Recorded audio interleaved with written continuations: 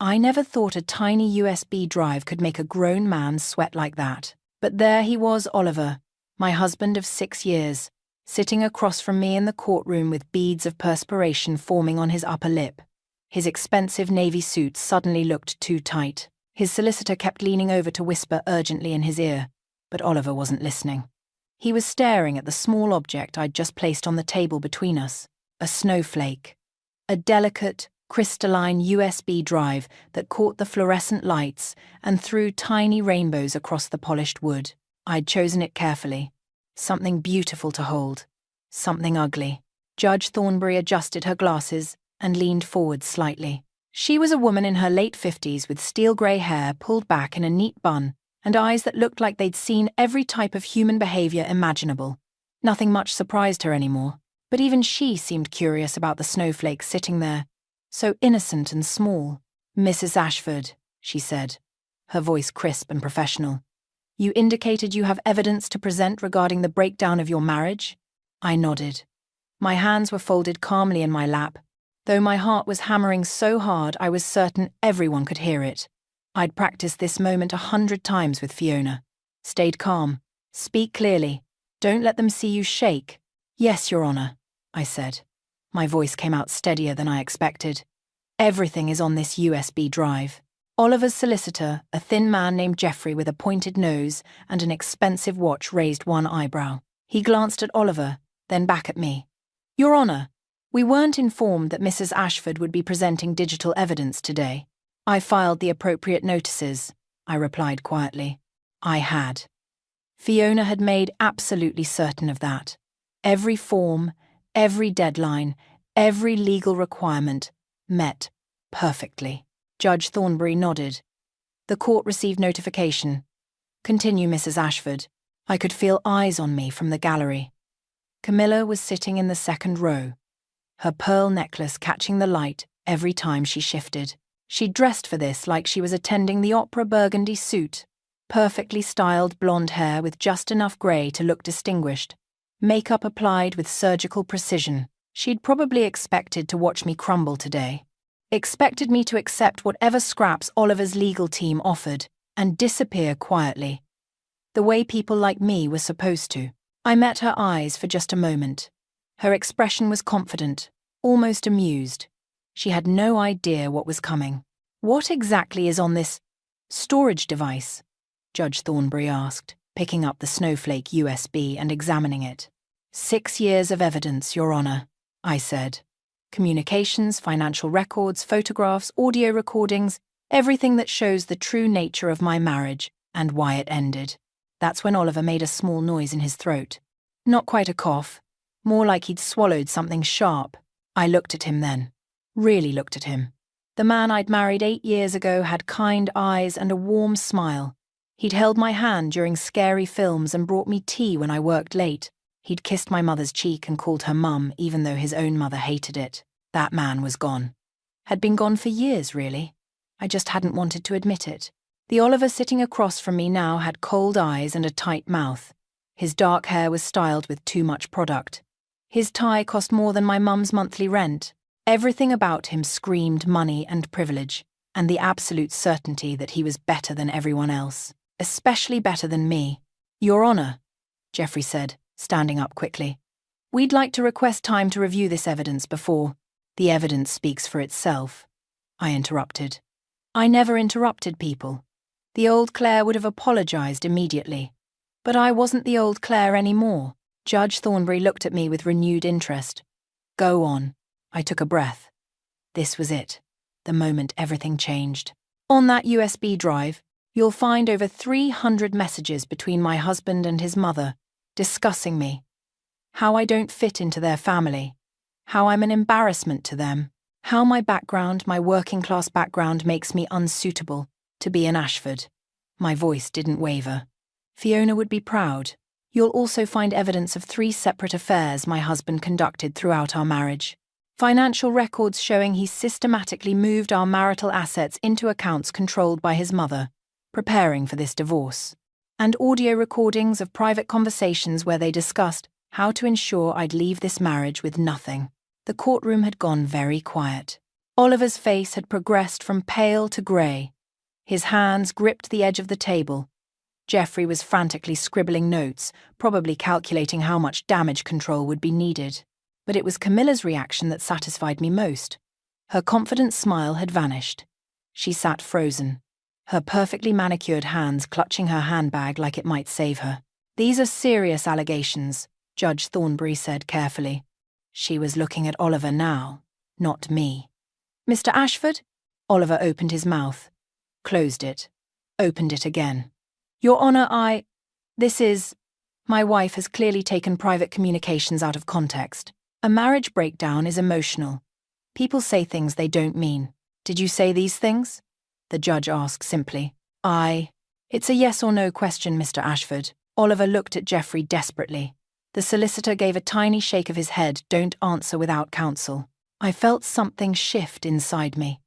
For 6 years, I'd watched Oliver talk his way out of things, charm his way through problems, use his expensive education and family connections to smooth over any unpleasantness. He'd convinced me I was too sensitive when I complained about his mother's cruelty, too emotional when I questioned why he worked late so many nights, too insecure when I noticed how he looked at other women. But here, in this courtroom, he couldn't charm his way out. The evidence didn't care about his smile or his family name or his expensive suit. The evidence just was. "Your Honor," I said quietly. "There's more on that drive. Much more. Financial irregularities. Proof of systematic emotional abuse. Evidence that this divorce was planned and orchestrated to leave me destitute while my husband and his mother protected their assets." Oliver's hands were shaking now. Actually shaking.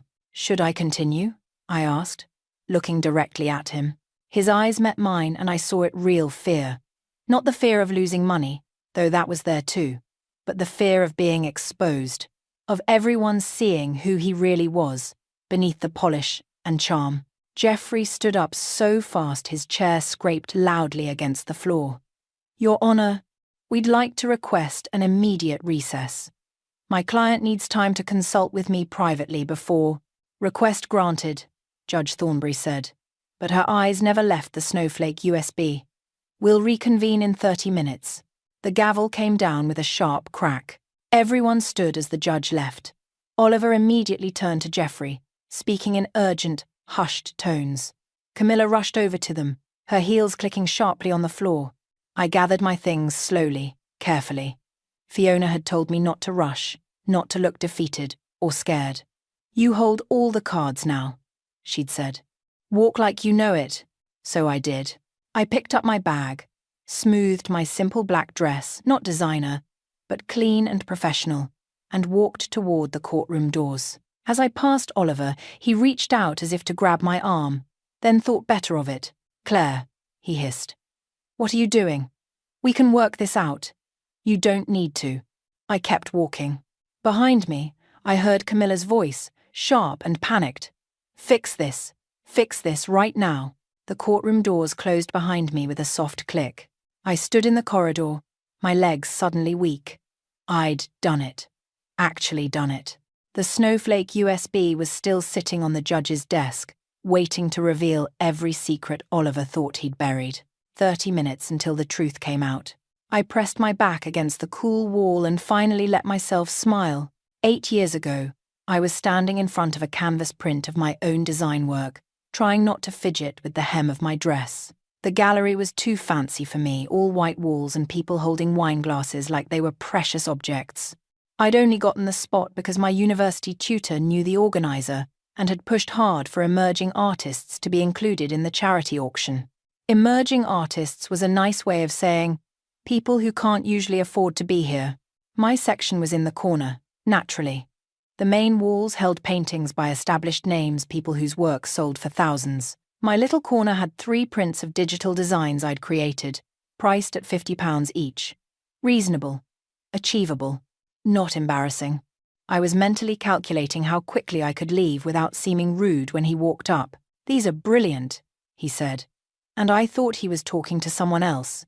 But when I turned, he was looking right at me, tall, dark-haired, with the kind of smile that made you want to smile back. He wore a grey suit that fit perfectly, and he held his wine glass like he'd been born doing it. "Thank you," I managed, certain he'd move on in a moment. He didn't. He leaned closer to examine the middle print, a design I'd done for a local cafe. All warm colours and hand-drawn elements mixed with digital precision. This one especially. There's something honest about it. Most design work tries too hard to be clever. This just is. I blinked. That's exactly what I was going for. "Oliver Ashford," he said, extending his hand. "Claire Hartley." His hand was warm, his grip firm but not aggressive. We talked for 20 minutes, then an hour. He asked real questions, not the polite small talk people usually did at these things, but genuine curiosity about my process, my influences, my goals. He listened when I answered. Actually listened. His eyes focused on my face, not drifting around the room looking for someone more important. When I mentioned I'd taught myself most of my digital skills because I couldn't afford the fancy courses, he didn't look uncomfortable. He just nodded and said, "The best artists I know are self-taught. Formal education can kill creativity if you're not careful." By the end of the night, he'd bought all 3 of my prints.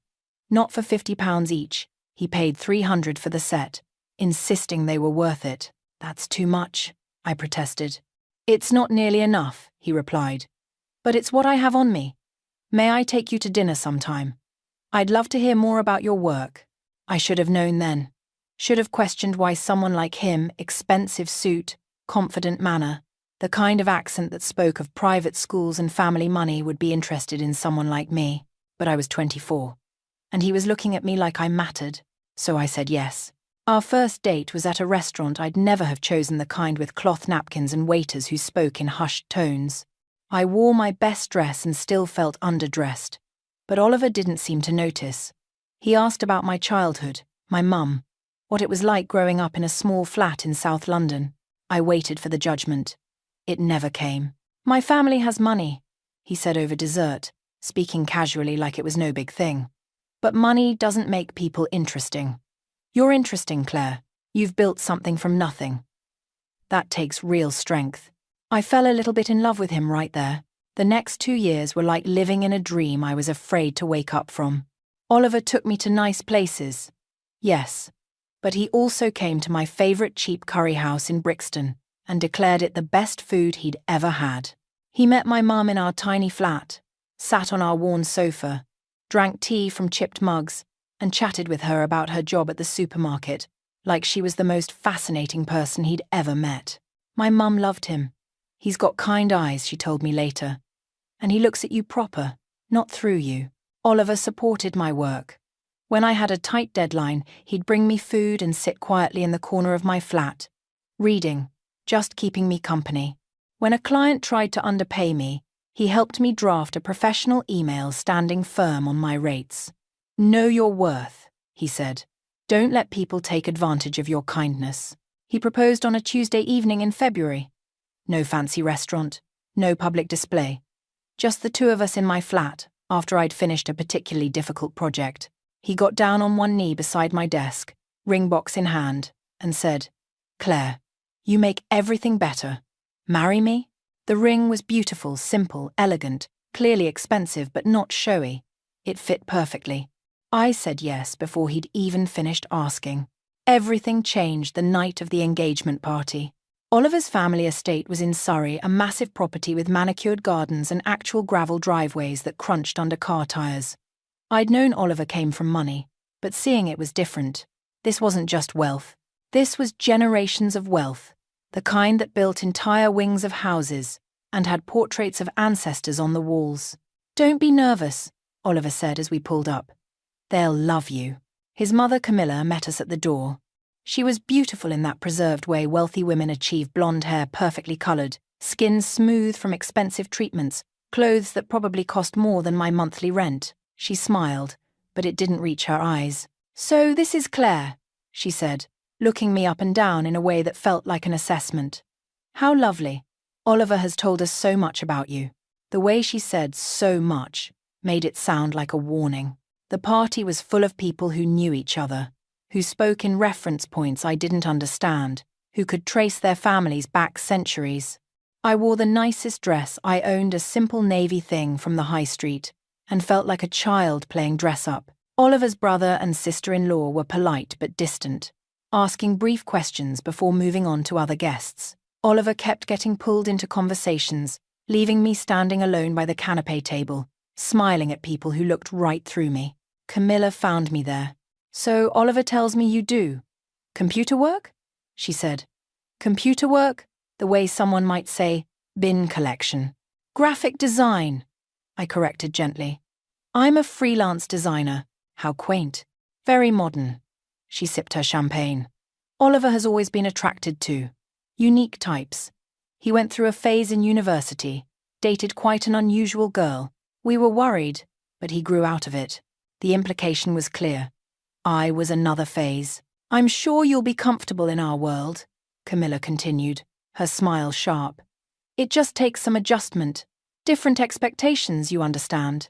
I wanted to say something, to defend myself. But Oliver appeared then, slipping his arm around my waist. "Mum, stop monopolizing my fiancé," Camilla laughed. Light and musical. "Just getting to know her, darling. After all, she's joining the family." The way she said family sounded like a prison sentence. That night, driving home, I tried to tell Oliver about his mother's comments. "She's just protective," he said, eyes on the road. "She'll warm up, you'll see." But she never did. The wedding was 6 months later, a grand affair at the estate with 200 guests. My mum and my few friends sat near the back, while Camilla's circle filled the front rows. I'd wanted something smaller, more intimate, but Camilla insisted. "The Ashfords have standards to maintain," she'd said. I wore a dress Camilla chose. Walked down an aisle Camilla decorated, said vows in front of people I'd never met. Oliver kissed me at the altar, and everyone clapped, and for a moment, I felt like maybe everything would be fine. During the reception, I heard Camilla talking to a guest near the ladies' room. "She seems sweet enough," the guest said. "Oh, she's lovely," Camilla replied. "But she'll learn her place eventually. Oliver always comes back to family." I stood frozen outside the door, my wedding dress suddenly too tight. That was the beginning, the first crack in the foundation. I just didn't know the whole structure would eventually crumble. The first year of marriage, I convinced myself I was imagining things. Oliver still kissed me goodbye in the mornings, still asked about my day when he came home, still reached for my hand when we walked down the street. These were the signs of a good marriage, weren't they? The small gestures that mattered. But there were other things too. Smaller, quieter, easy to dismiss if you didn't want to see them. Like how he started correcting my grammar at dinner parties. "Claire means fewer, not less," he'd say with a laugh, like it was charming. His colleagues would chuckle, and I'd smile because what else could I do? Or how he'd suggest I wear different clothes to his work events. Maybe the black dress instead. It's more sophisticated. The implication being that my choices weren't sophisticated enough. By year 2, the suggestions became more frequent. He sighed when I talked about my design projects. Not obviously just a small exhale, barely noticeable. But I noticed. I started talking about my work less. "How was your day?" I'd ask. He'd launch into detailed stories about cases and clients and office politics. I'd listen, asking questions, being supportive. Then he'd check his phone, stand up, say he had emails to finish. My turn never came. Year 3 was when the family dinners became unbearable. Every Sunday, we'd drive to the estate. Every Sunday, Camilla would seat me at the far end of the long mahogany table, away from the important conversations. Oliver would sit near his mother, discussing business matters and family decisions. I'd sit between Oliver's elderly aunt, who was hard of hearing, and his teenage nephew, who spent the entire meal on his phone. "Claire, dear, could you help in the kitchen?" Camilla would ask, though she had staff for that. I'd spend half the dinner preparing dishes I wouldn't be credited for, listening to Camilla's subtle criticisms through the serving hatch. "That's an interesting outfit choice. I suppose not everyone grew up learning proper table settings. Oliver's father used to say, you can always tell someone's background by their vowels." Oliver never defended me. When I brought it up in the car, he'd say I was being sensitive. "Mum doesn't mean anything by it, That's just how she talks. She doesn't talk to your sister-in-law that way. That's different. You're being paranoid, Claire. So I stopped mentioning it. Stopped complaining. Stopped expecting things to change. By year 4, I realized I was apologizing constantly for things that weren't my fault. Sorry the dinner was too salty. Sorry I was tired after working all day. Sorry I didn't understand the reference to some private school tradition. Sorry for existing in spaces where I apparently didn't belong. Oliver started working later. Much later. He'd text that he was staying at the office. Wouldn't be home until midnight. I'd wait up the first few times, thinking we could at least have a cup of tea together. But he'd come home exhausted. Irritable. Wanting only to sleep.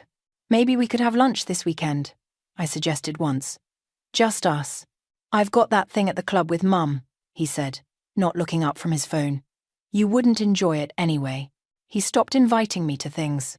Stopped asking my opinion. Stopped seeing me, really. I became furniture in our expensive house, something he walked past every day without really noticing. Year 5. I found the first text message by accident. His phone buzzed during breakfast. He was in the shower. I glanced at the screen, just habit. Nothing suspicious, and saw a name I didn't recognize. Last night was wonderful. When can I see you again? My hands went cold. When Oliver came downstairs, I showed him. He barely blinked. That's from a colleague. We had a work dinner. She's thanking the group. It says, last night was wonderful and when can I see you again? That doesn't sound like a work dinner. Claire. He said my name. Like he was tired of me. Don't be ridiculous. You're reading something that isn't there. Then let me see the rest of the conversation. No. He snatched his phone. I'm not entertaining your paranoid fantasies. I have to go to work. He left. I stood in our kitchen, shaking, wondering if I was crazy. I started paying attention after that. Little things. Lipstick on his collar that wasn't my shade. Receipts for restaurants on nights he claimed to be working late. The way he showered immediately when he got home, before even saying hello. When I asked, he had explanations for everything. The lipstick was from a colleague's greeting kiss at a party. The restaurants were client dinners. The showers were because he felt grimy from the commute. Maybe I was paranoid. Maybe this was just what marriage looked like after 5 years. Maybe I was the problem. Year 6 started with hope. New year, fresh start. I suggested we take a holiday together, just the two of us. Somewhere quiet where we could reconnect. I can't take time off right now, Oliver said. Big case coming up. What about a weekend? Just 2 days? Claire, why are you being so needy? We're married. We don't need to prove anything. So I focused on making our home nicer. I redecorated the sitting room, choosing colours I thought he'd like. When he came home and saw it, he frowned. It's very bright. I thought it might cheer the space up. Mum's decorator friend could have done something more tasteful. This looks like something from a catalogue. It was from a catalogue. Because I'd paid for it with my own money. Money I'd earned from the clients Oliver no longer asked about. Then came December. Christmas month. Usually stressful, but I decided to make it special. I'd create the perfect Christmas Eve dinner. Show Camilla that I could do this, that I belonged. I spent days planning the menu. All of Camilla's favourites, dishes she'd mentioned liking over the years. I bought the best ingredients I could afford. I decorated our house with fresh greenery and candles, making everything warm and inviting. Oliver barely noticed.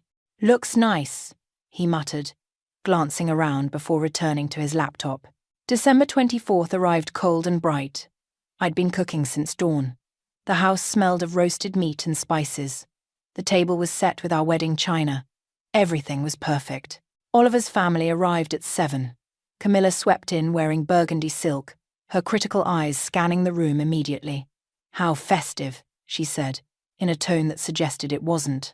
Oliver's brother and sister-in-law, his aunt, his 2 cousins, they all filed in, polite but distant. I took coats, offered drinks, tried to be the perfect hostess. Dinner began. I'd worked so hard on every dish, but the compliments were thin and mechanical. Very nice. Quite good. Nothing more. I tried to join the conversation.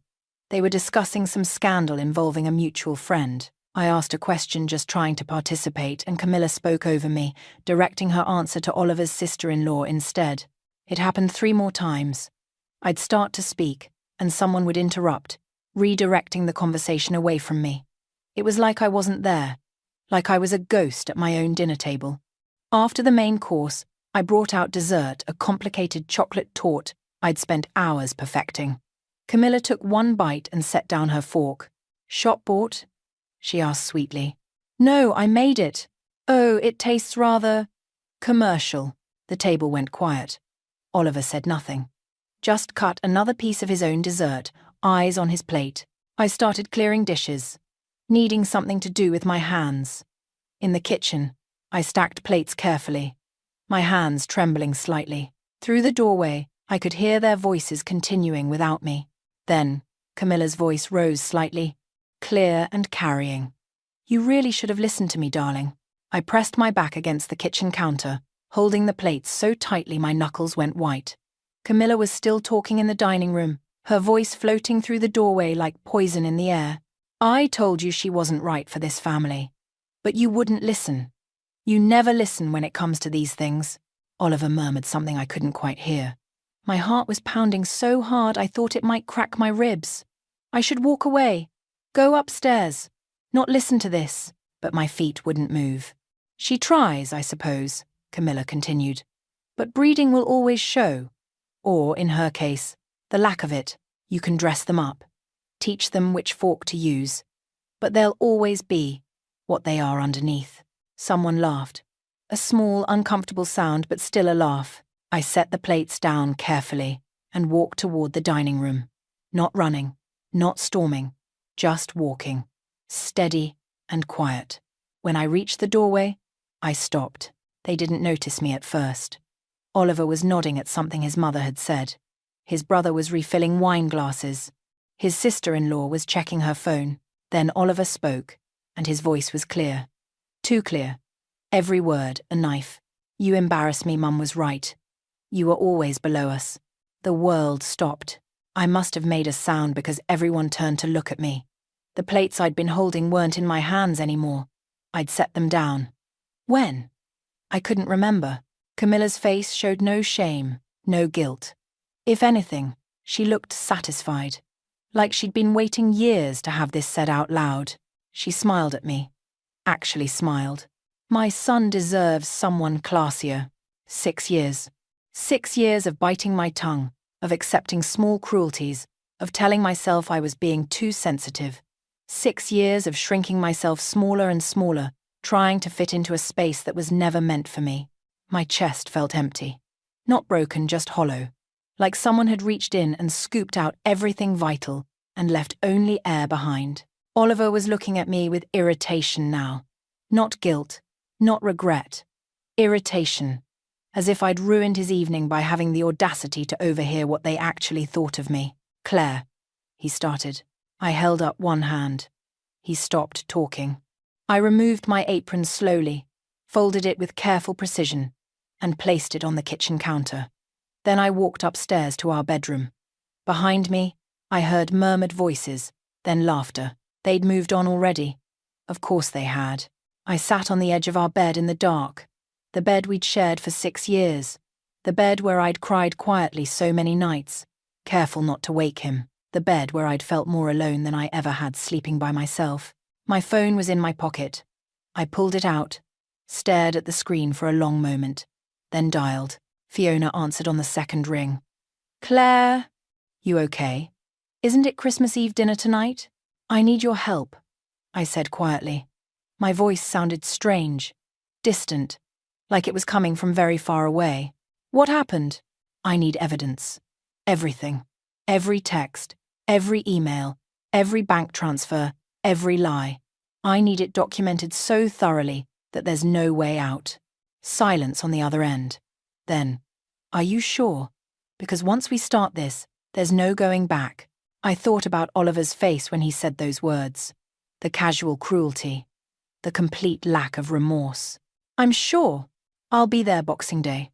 We'll need a few days minimum. Can you hold on that long?" "Yes." "Claire, whatever happened tonight, you didn't deserve it. I ended the call before I could cry. Downstairs, I heard them leaving. Car doors slamming, engines starting, Oliver's voice calling goodbye. Then the front door closed and the house went quiet. He didn't come upstairs, not for hours. I heard him in the sitting room, television on, the clink of a glass, having a drink, relaxing after dinner with his family. I lay on top of the covers, fully dressed, staring at the ceiling. Around midnight, he finally came to bed. He moved around the room quietly, whether to avoid waking me or because he simply didn't care. I couldn't tell. He climbed into bed, turned away from me, and within minutes was breathing deeply, asleep, peaceful, unburdened. I stared at his back in the darkness and felt nothing. The next morning was Christmas. We opened presents like actors in a play. He gave me expensive perfume the brand Camilla wore. I gave him the first edition book I'd saved for months to buy. He glanced at it, said cheers, and set it aside. We ate breakfast in silence. He checked his phone constantly. I watched him, and wondered how I'd ever loved him. "I'm going to the club later," he said, not looking up from his screen. "Mum's organised a Boxing Day lunch thing." "Of course she has." He finally looked at me. "What's that supposed to mean?" "Nothing. It means nothing."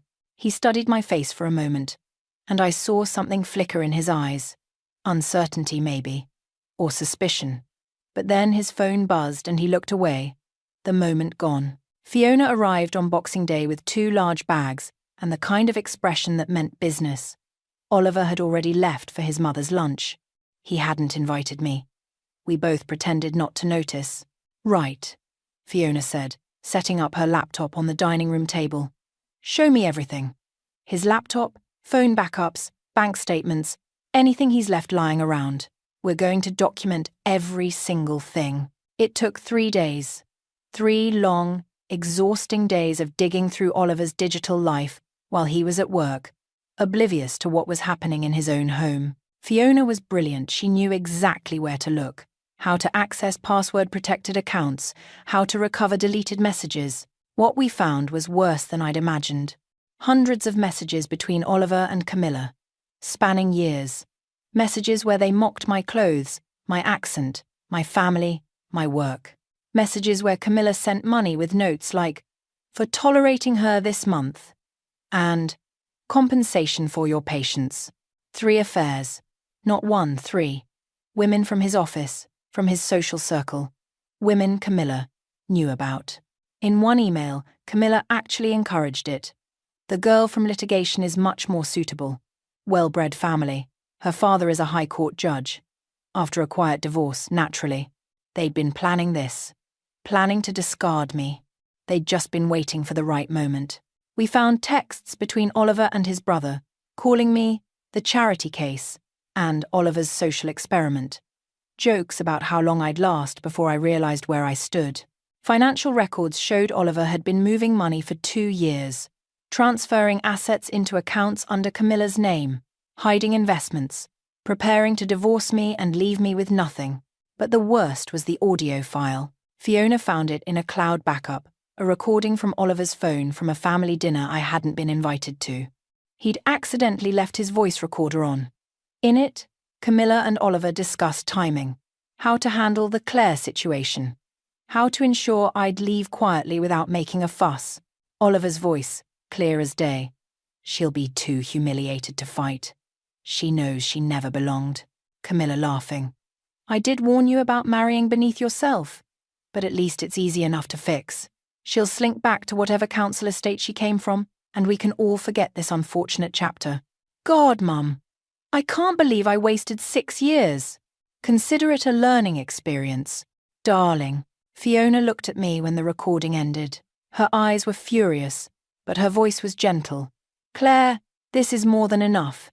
This is systematic abuse, financial manipulation, everything we need." I felt oddly calm. The hollowness in my chest had hardened into something else, something cold and clear and absolutely certain.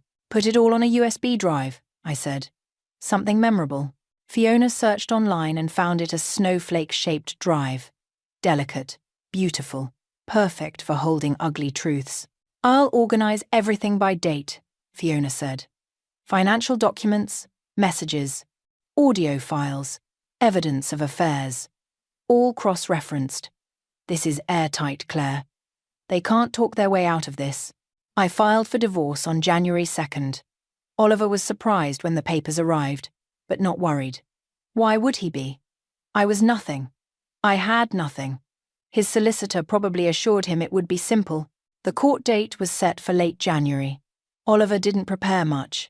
He had Jeffrey expensive, experienced, connected. What did he need to worry about? The night before the hearing, I sat in Fiona's flat.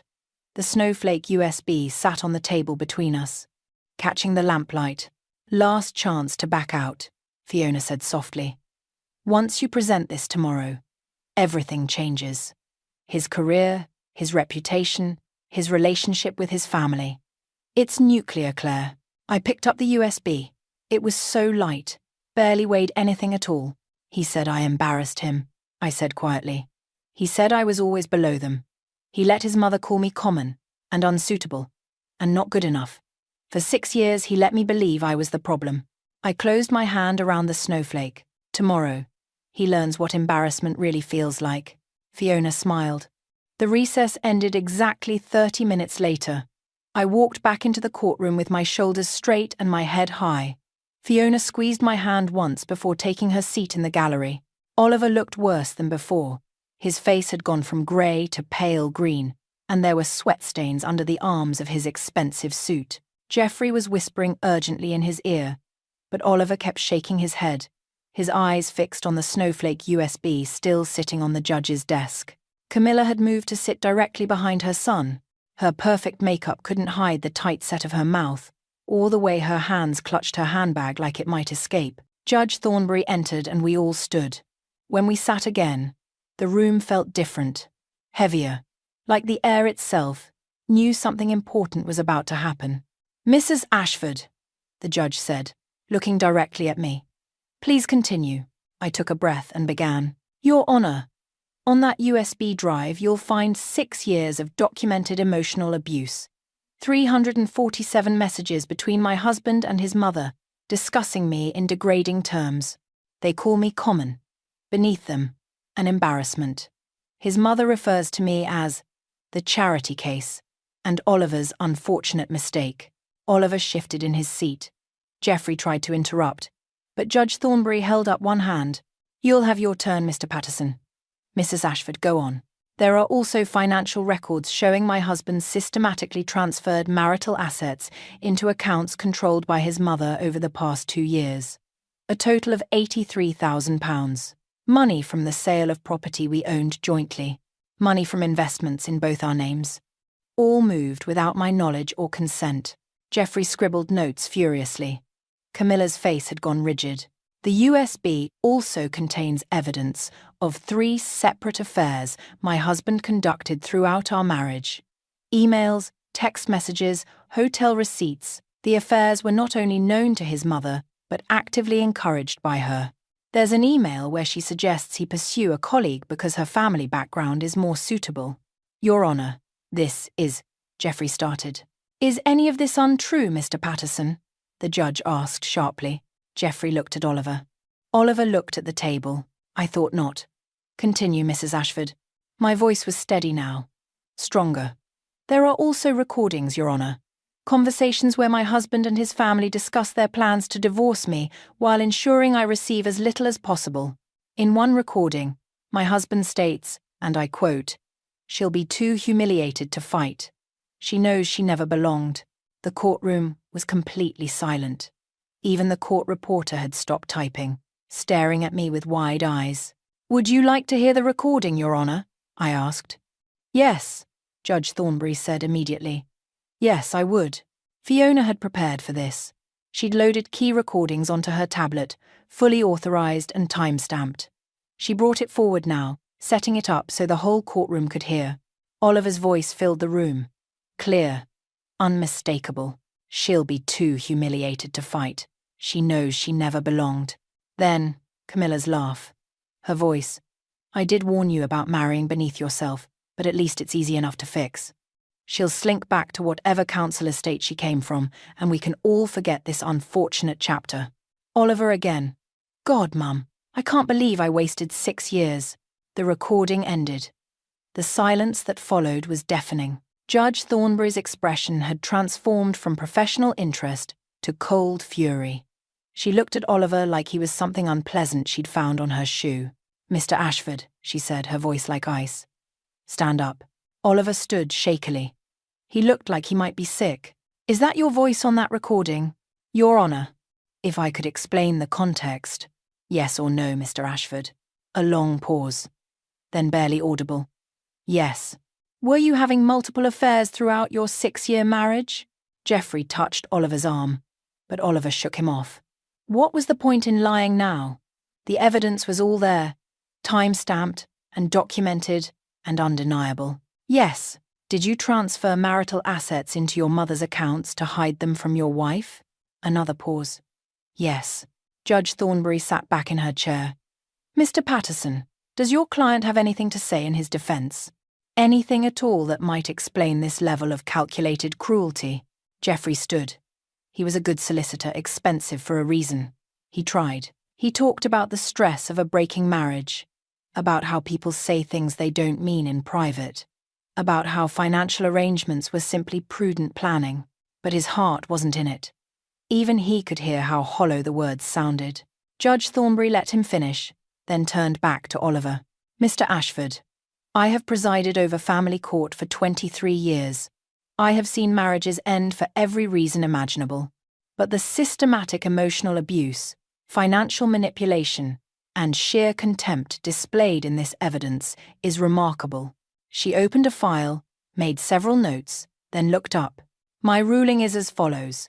Mrs. Ashford will receive 60% of all marital assets, including those transferred to accounts under Mrs. Camilla Ashford's name. Those assets will be returned within 30 days, or I will hold Mrs. Camilla Ashford in contempt of court. Camilla made a strangled noise. Mr. Oliver Ashford will pay spousal support of £3,000 per month for a period of 3 years, given his substantial earning capacity and Mrs. Ashford's need to rebuild her career after years of undermining. Geoffrey was writing frantically, but he'd stopped objecting. There was no point. Furthermore, the judge continued, I am referring the financial irregularities documented in this case to the Solicitors Regulation Authority. Moving assets to avoid divorce settlements may constitute fraud, and as an officer of the court, Mr. Ashford should have known better. Oliver's face went white. His career. She was threatening his career. Your Honour, please, he started. Sit down, Mr. Ashford. He sat. As for the emotional abuse documented here, while I cannot undo the damage inflicted, I can ensure it's part of the permanent record. Should Mr. Ashford remarry, any future spouse will have access to these proceedings. The gavel came down with a sharp crack. This court is adjourned. Oliver stood abruptly, knocking his chair backwards. This is ridiculous. She's nothing. She came from nothing. The entire courtroom turned to stare at him. Judge Thornbury's expression could have frozen fire. Mr. Ashford, sit down before I add contempt charges to your growing list of problems. He sat, but his face was red now, furious and humiliated. Good. Let him feel it. Let him understand what humiliation actually meant. Judge Thornbury gathered her papers, but before leaving, she looked directly at me. Mrs. Ashford, I wish you every success in your future. Based on the evidence presented here, you've shown remarkable strength and dignity in impossible circumstances. I hope you use your freedom well. Thank you, Your Honour, I said quietly. She nodded and left. The moment the door closed behind her, chaos erupted. Oliver spun to face me, fury in his eyes, but Geoffrey grabbed his arm, hissing warnings about making things worse. Camilla rushed over, her careful composure shattered, demanding to know how I dared, how I could possibly. I didn't wait to hear the rest. I picked up my bag and walked out, Fiona right beside me. In the corridor, I finally let myself breathe. Really breathe. Deep and full and free. You did it, Fiona said, grinning. Claire, You actually did it. We did it, I corrected. Behind us, I heard raised voices. Oliver and Camilla arguing, Jeffrey trying to calm them down, the sound of everything falling apart. I walked toward the exit, toward the winter sunlight streaming through the courthouse windows, toward whatever came next. I felt lighter than I had in 6 years. 3 months passed like waking up from a long, bad dream. I moved into a small flat in Brixton, not far from where I'd grown up. It had big windows and creaky floors and absolutely no memories of Oliver in any corner. I painted the walls bright colours, yellows and blues that Camilla would have hated. I hung my own artwork. I bought second-hand furniture that I actually liked. My design business slowly came back to life. Clients I'd neglected during my marriage reached out.